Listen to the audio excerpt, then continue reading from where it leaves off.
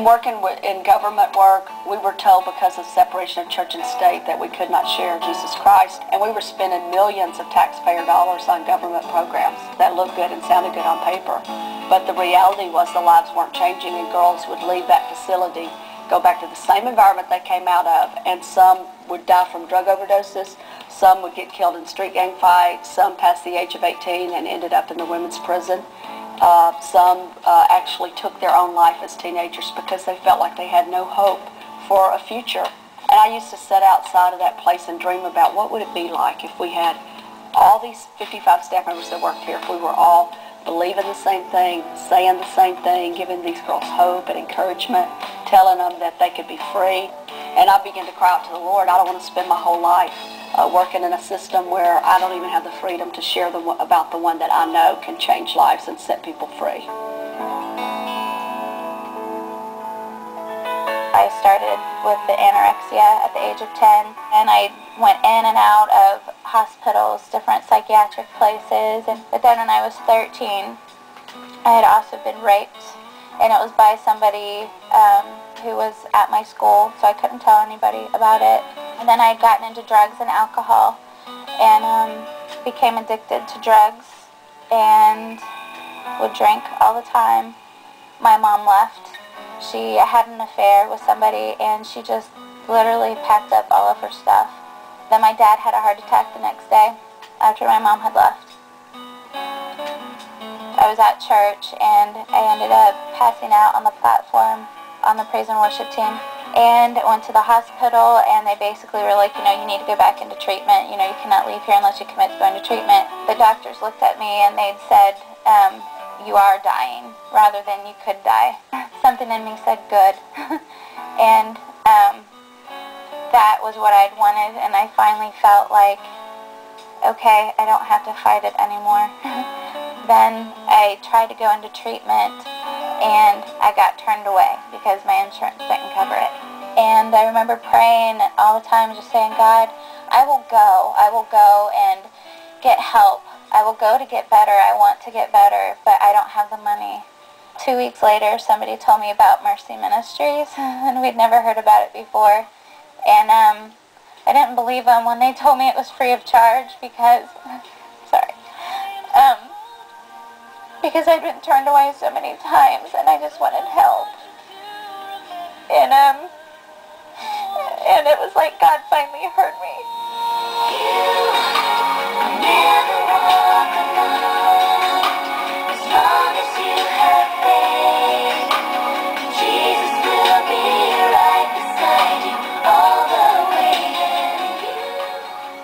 The more that I began working with troubled girls, the more I saw that the world was creating systems where girls who had money to come in and pay $1,000, $2,000 a day for a treatment facility, that they could come.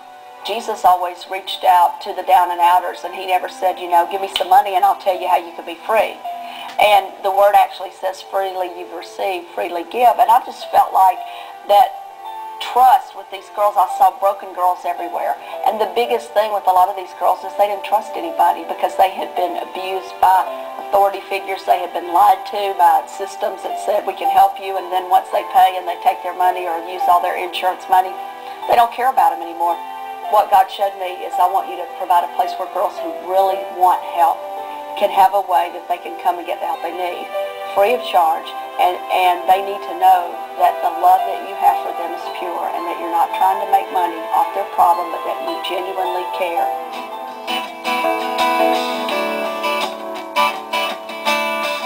The focus of the pro-life movement is save the baby, save the baby. And he said, I want your focus to be reach the heart of that young girl who's carrying the child and help her get her life together. Because if you do that, then the baby will be taken care of, whether she chooses to single parent or whether she chooses to place for adoption. So that's why we do it the way we do it, because we want it to be about what it's supposed to be about, and that's a young girl making a choice to serve God and making a choice to do the right thing because she's motivated out of love for what God has done for her. I never thought that I would get pregnant just because I was a Christian, and I thought God would protect me from that. And it seriously never crossed my mind that I could ever get pregnant.